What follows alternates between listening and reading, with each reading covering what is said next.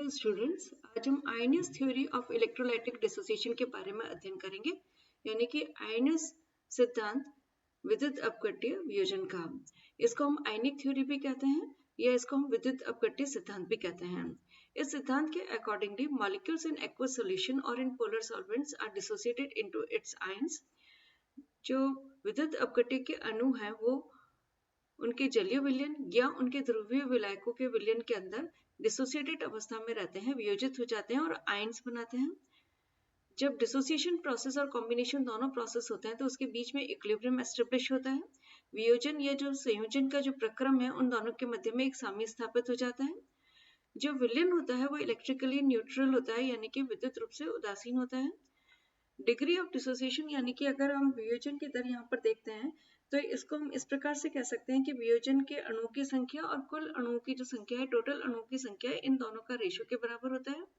जो undissociated part है वो और जो इसके कैटायंस और जो एनायंस बनते हैं उन दोनों के मध्य में एक जो साम्य स्थापित होता है उसको हम इस प्रकार से लिख सकते हैं, जैसे कोई एक Ba विद्युत अपघट्य है तो ये B पॉजिटिव और A नेगेटिव आयन के अंदर डिसोसिएटेड अवस्था के अंदर आएगा, तो इन दोनों के मध्य में हम इक्विलिब्रियम का साइन लगा देंगे। विद्युत अपघटनी विलयन की जो चालकता होती है वो विद्युत अपघट्य के वियोजन के फलस्वरूप जो आयन है उनके कारण होगी। तो जितना अधिक आयनन होगा उतनी ही उसके अंदर चालकता अधिक होगी। और जैसा कि हमने पहले भी देखा था कि तनुता जैसे जैसे बढ़ती जाती है वैसे वैसे वियोजन की मात्रा अधिक हो जाती है और अनंत तनुता के ऊपर, इनफाइनाइट डायलेशन के ऊपर जो तुल्यांक की चालकता है उसका मान अधिकतम हो जाता है, मैक्सिमम वैल्यू हमको मिल जाती है। ये आयन जब परस्पर पुनः संयोजित होते हैं, यानी कि जब कॉम्बिनेशन प्रोसेस इसमें स्टार्ट हो जाता है तो ये अनडिसोसिएटेड अणु जो है उनका निर्माण करते हैं और ये प्रक्रिया जब तक चलती जाती है जब तक कि वहां पर साम्य स्थापित नहीं हो जाता। तो अगर हम दुर्बल विद्युत अपघट्य के रेस्पेक्ट में तो हम देख सकते हैं कि जैसा कि हमने पहले भी बताया कि Ba is in equilibrium with B positive and A negative, और जो विद्युत अपघट्य है उसके गुण जो है उसके अंदर आयनिक प्रॉपर्टीज होती हैं, आयनों के गुण पाए जाते हैं और ये कॉलिगेटिव प्रॉपर्टीज भी इनको हम कह सकते हैं कि अणु संख्या गुणधर्म भी होते हैं, जो कि सॉल्यूशन के अंदर जो उपस्थित आयन है या कण है उनकी संख्या के ऊपर निर्भर करता है। जैसा कि हम जानते हैं कि colligative properties depends on the number of particles present in the solution, तो इसी प्रकार से इनके जो विलयन है वो भी कॉलिगेटिव प्रॉपर्टीज को दर्शाते हैं, यानी अणु संख्या गुणधर्म जो है उसका पालन करते हैं। वियोजन की दर को प्रभावित करने वाले अगर हम कारक देखते हैं, factors influencing degree of dissociation of an electrolyte, तो उसमें सबसे पहले आता है नेचर ऑफ इलेक्ट्रोलाइट, यानी कि विद्युत अपघट्य की प्रकृति। ऐसे विलय हैं जो कि जल के अंदर डिसॉल्व हो जाते हैं या ध्रुवीय विलायक के अंदर अगर विलय होकर पूर्ण रूप से वियोजित हो जाते हैं तो उनको हम स्ट्रॉन्ग इलेक्ट्रोलाइट कहते हैं। जैसे फॉर एग्जाम्पल सोडियम क्लोराइड हो गया, पोटेशियम क्लोराइड हो गया, HCl हो गया। और इसी प्रकार ऐसे विद्युत अपघट्य जो विलायक के अंदर विलय होकर पार्शियली डिसोसिएट होते हैं, आंशिक रूप से वियोजित होते हैं, उनको हम वीक इलेक्ट्रोलाइट कहते हैं। वीक इलेक्ट्रोलाइट के एग्जांपल जैसे हम देख सकते हैं एसिटिक एसिड हो सकता है या ऑक्सैलिक एसिड आदि हो सकते हैं। सेकेंड फैक्टर जो है वो है नेचर ऑफ सॉल्वेंट, यानी कि विलायक की प्रकृति। किसी विलायक के विद्युत अपघट्य को विलय करने की जो क्षमता है वो उसकी डाइलेक्ट्रिक कांस्टेंट के मान के ऊपर निर्भर करती है। डाइलेक्ट्रिक कांस्टेंट यानी कि पराविद्युतांक। जैसे जल है उसमें डाइलेक्ट्रिक कांस्टेंट की जो वैल्यू है वो 80 होती है, तो ये पदार्थ के मध्य में जो inter ionic force of attraction है उसको कम करके उसको आयन के अंदर डिसोसिएट कर देता है। ये डिसोसिएशन का जो प्रोसेस है वो उस सॉल्वेंट की परावैद्युतांक के मान के ऊपर ही निर्भर करता है। तीसरा फैक्टर है यहाँ पर टेम्परेचर यानी ताप। जैसे जैसे ताप के अंदर हम वृद्धि करते हैं, टेम्परेचर को इंक्रीज करते हैं, तो वियोजन की दर जो डिग्री ऑफ डिसोसिएशन है वो बढ़ जाती है। डिग्री ऑफ डिसोसिएशन बढ़ेगी तो नंबर ऑफ आयंस बढ़ेंगे, नंबर ऑफ आयंस बढ़ेंगे तो कंडक्टेंस भी बढ़ जाएगी। सांद्रता, चौथा फैक्टर है सांद्रता यानी कि कंसंट्रेशन। सो तनुता में वृद्धि के साथ साथ आयनन की मात्रा जैसे कि हमने कहा अभी बढ़ती है, और इसी प्रकार सांद्रता को अगर हम कम करते हैं तो वियोजन की मात्रा में वृद्धि हो जाती है। अब अगर हम देखते हैं कि लिमिटेशंस ऑफ आयनियस थ्योरी क्या है, आयनियस थ्योरी की सीमाएं क्या हैं, तो पहला जो पॉइंट है Ostwald's dilution law which is based on Arrhenius theory failed in case of strong electrolyte.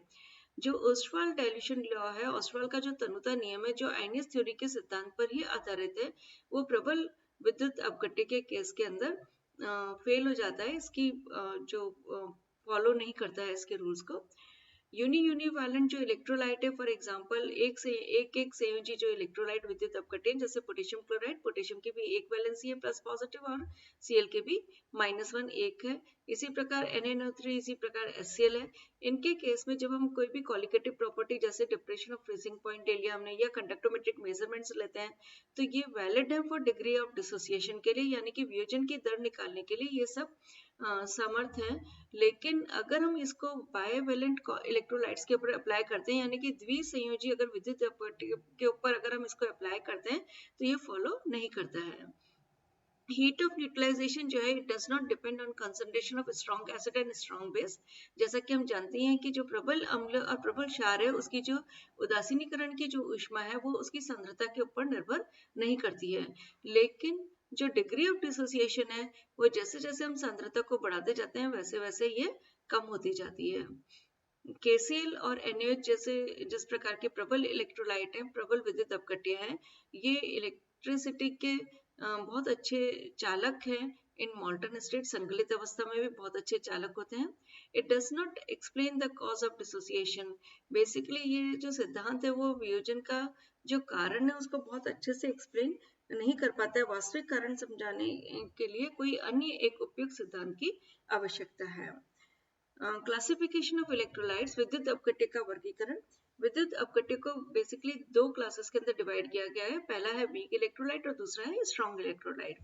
Weak electrolyte यानी कि दुर्बल विद्युत अपघट्य, वे पदार्थ जो विलय अथवा गलित अवस्था में यानी कि सॉल्यूशन स्टेट में या फ्यूज स्टेट के अंदर अगर इनकी लो कंडक्टेंस वैल्यू होती है तो उनको हम वीक इलेक्ट्रोलाइट कहते हैं, यानी चालकता का मान जो है वो बहुत कम होता है इनकी गलित अवस्था में या विलय अवस्था के अंदर। जैसे फॉर एग्जांपल एसिटिक एसिड है या हैलाइड्स हम ले लें SN2 पॉजिटिव का या मर्करी पॉजिटिव का। इसी प्रकार हम कॉपर प्लस का भी ले सकते हैं, एंटीमनी का भी ले सकते हैं। तो ये सारे जो है एग्जांपल्स वो वीक इलेक्ट्रोलाइट के केस में आते हैं। जो स्ट्रॉन्ग इलेक्ट्रोलाइट है यानी कि जो प्रबल विद्युत अपघट्य है, इसका तात्पर्य यह है कि यहाँ पर उच्च विद्युत चालकता पाई जाती है, यानी इनकी इलेक्ट्रिकल कंडक्टेंस की जो वैल्यूज हैं वो बहुत ज़्यादा होती है। और ये यूजुअली आयनिक हो सकते हैं, पोलर हो सकते हैं, या हाइड्रोजन बॉन्ड से बंधित जो क्रिस्टल के मॉलिक्यूल्स होते हैं वो हो सकते हैं। यूजुअली जो फर्स्ट ए ग्रुप या सेकेंड ए ग्रुप जो है उन एलिमेंट्स के हैलाइड्स हो सकते हैं या हाइड्रोक्साइड्स हो सकते हैं या एसीटेट्स हो सकते हैं। जैसे कि हम कोई भी मोनोवैलेंट या बायोवैलेंट अगर कैटायंस लेते हैं तो उनके सल्फेट हो सकते हैं, नाइट्रेट हो सकते हैं, फॉस्फेट हो सकते हैं। और एग्जाम्पल में हम देख सकते हैं सोडियम क्लोराइड है, हाइड्रोक्लोरिक एसिड है या परक्लोरिक एसिड है, HBr हो सकता है, HI हो सकता है, HNO3 हो सकते हैं। तो ये सब इनके स्ट्रॉन्ग इलेक्ट्रोलाइट जो है उनके एग्जाम्पल्स हैं। बहुत ही इम्पोर्टेंट टॉपिक है ओस्टवाल्स डाइल्यूशन लॉ, ओस्टवाल का तनुता का नियम। According to ionic theory, there exists an equilibrium between ions and undissociated molecules. Ionic theory के सिद्धांत जैसा कि अभी हमने देखा था कि वहाँ पर जो आयन होते हैं और जो अवियोजित अणु हैं उनके मध्य में एक साम्य स्थापित हो जाता है। ओस्टवाल ने लॉ ऑफ मास एक्शन यानी कि द्रव्यानुपाती का जो नियम है वो विद्युत अपघट्य के वियोजन के ऊपर इम्प्लीमेंट किया था, लागू किया था। और उन्होंने एक मैथमेटिकली जो इक्वेशन डिराइव की उसको हम बोलते हैं ओस्टवाल्स डाइल्यूशन लॉ या ओस्टवाल का तनुता का नियम। जैसे फॉर एग्जांपल हमने एक यहाँ पर AB इलेक्ट्रोलाइट लिया है। ये इलेक्ट्रोलाइट जो है डिसोसिएट हो जाता है B पॉजिटिव और A नेगेटिव के अंदर। अगर AB की प्रारंभिक सांद्रता C है तो B और A की सांद्रता उस समय पर 0 होगी। अगर इसमें alpha is the degree of dissociation तो हम ये कह सकते हैं कि T टाइम के ऊपर C 1 माइनस अल्फा इसकी कंसंट्रेशन रह जाएगी। और इसी प्रकार B और A के जो कंसंट्रेशन बनेगी वो होगी C alpha into C alpha और C अल्फा, क्योंकि इक्वल इनका वो है 1:1 के रेशियो में है। अब अगर हम इक्विलिब्रियम कांस्टेंट की वैल्यू देना चाहते हैं तो इक्विलिब्रियम कांस्टेंट जैसा कि हम जानते हैं B multiply by A divided by AB होगा। यहाँ पर हम B और A की वैल्यू को सब्स्टिट्यूट कर देते हैं, so alpha C into alpha C divided by 1 minus alpha C, और in other words K is equal to alpha square C और 1 माइनस अल्फा।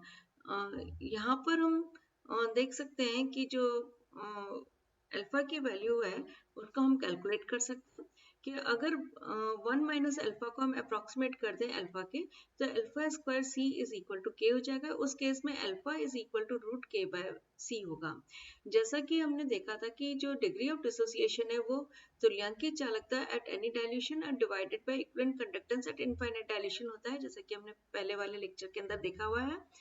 आप वो लेक्चर दोबारा से देख सकते हैं, जिसमें अल्फा की वैल्यू हमने इक्विवेलेंट कंडक्टेंस के टर्म में दी थी, that is equal to equivalent conductance at any dilution divided by equivalent conductance at infinite dilution. अब हम यहाँ पर इसकी वैल्यू को सब्स्टिट्यूट कर देते हैं। So K is equal to C lambda by lambda 0 square divided by 1 minus lambda 0 minus lambda। So इस प्रकार से जो वैल्यू आएगी वो आ जाएगी c lambda square divided by lambda 0 multiply by lambda 0 minus lambda। So experimental verification of Ostwald dilution law। Oswald का जो तनुता का नियम है उसका हम एक्सपेरिमेंटली वेरिफिकेशन प्रायोगिक रूप से सत्यापन किस प्रकार से कर सकते हैं। प्रायोगिक रूप से जब हम इसका सत्यापन करते हैं तो इसके अंदर हम कुछ अलग अलग सांद्रताओं के ऊपर एक विद्युत अपकट्टी जो है उसकी चालकताएं ले लेते हैं, और जब वो चालकताएं का निर्धारण कर लेते हैं तो उसके बाद में उसकी जो अनंत पे जो चालकता है उसको भी निर्धारित कर लेते हैं, और इसके आधार पर जो धनायन है और जो ऋणायन है उनकी तुल्यांकी आयनिक चालकताएं हम ज्ञात कर सकते हैं। और फिर हम कोलराउश नियम के अनुसार, जिसके अंदर हमने कहा था कि lambda 0 is equal to lambda positive plus lambda negative होता है। सो अल्फा की वैल्यू जो है वो लैम्डा बाय लैम्डा 0 से हम निकाल कर और अल्फा और सी के मान में प्रतिस्थापित करके और हम के की वैल्यू भी यानी कि इक्विलिब्रियम कांस्टेंट की वैल्यू भी यहाँ पर डिटरमाइन कर सकते हैं। इस प्रकार इस सारणी के अंदर हम देख सकते हैं कि हमने यहाँ पर एसिटिक एसिड की 298 केल्विन के ऊपर डिसोसिएशन कांस्टेंट और अल्फा की वैल्यू निकाली है। यहाँ पर आप देख सकते हैं कि फर्स्ट कॉलम के अंदर हमने कंसंट्रेशन दी है। यहाँ पर 0.001 सबसे अधिक तनु विलयन है, और जैसे जैसे हम नीचे जाते जा रहे हैं वैसे वैसे सांद्रता का मान जो है वो बढ़ता जा रहा है। सांद्रता का मान बढ़ता जा रहा है तो आप देख सकते हैं कि यहाँ पर जो इक्विवेलेंट कंडक्टेंस हमने यहाँ पर दी है लैम्डा की वैल्यू वो भी डिक्रीज होती जा रही है। अधिक तनु विलयन की जो इक्विवेलेंट कंडक्टेंस है वो भी अधिक होती है।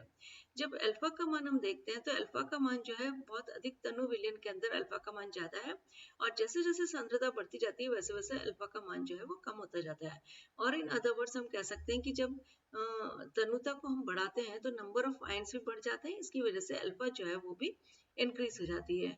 और यहाँ पर जो हमने के की वैल्यू कैलकुलेट की ये ऑलमोस्ट कांस्टेंट वैल्यू आती है। यहाँ पर हम देख सकते हैं कि 1.80 1.84 1.83 1.83 1.71।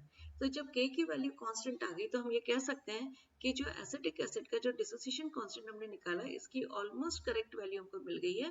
और ये जो अल्फा का मान जिस प्रकार से हमने लैम्डा बाय लैम्डा 0 के द्वारा निकाला है ये इस केस में वैलिड है। और in other words Oswald dilution law is followed in case of weak electrolytes. अगर अब हम डिग्री ऑफ डिसोसिएशन और dissociation constant in case of KCl कोई स्ट्रॉन्ग इलेक्ट्रोलाइट के केस में देखते हैं तो यहाँ पर आप देख सकते हैं कि हमने फर्स्ट कॉलम में कंसंट्रेशन दिया है। पहले के केस के हिसाब से हमने यहाँ पर इक्विवेलेंट कंडक्टेंस ले लिए, फिर हमने अल्फा की वैल्यू निकाली है, फिर हमने के की वैल्यू निकाली है।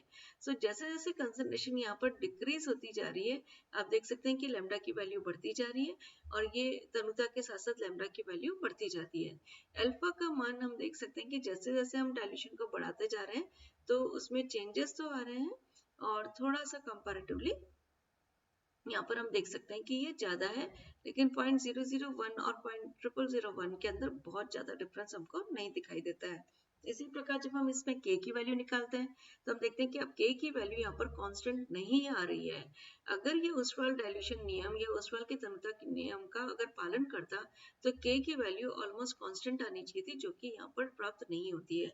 तो हम ये कह सकते हैं कि ओस्वाल्ड तनुता के नियम की जब वैधता की हम जांच करते हैं तो हम ये कह सकते हैं कि it is followed only in case of weak electrolyte, but in case of strong electrolyte k का मान चूंकि स्थिर नहीं आता है और सांद्रता को तनुता को बढ़ाने पर या सांद्रता घटाने से घटता है, तो इस प्रकार की जो अनियमितताएं हमको दिखती हैं इसके कारण हम ये कहते हैं कि प्रबल विद्युत अपघट्य के द्वारा ओस्वाल्ड की जो तनुता का नियम है उसका पालन नहीं किया जाता है।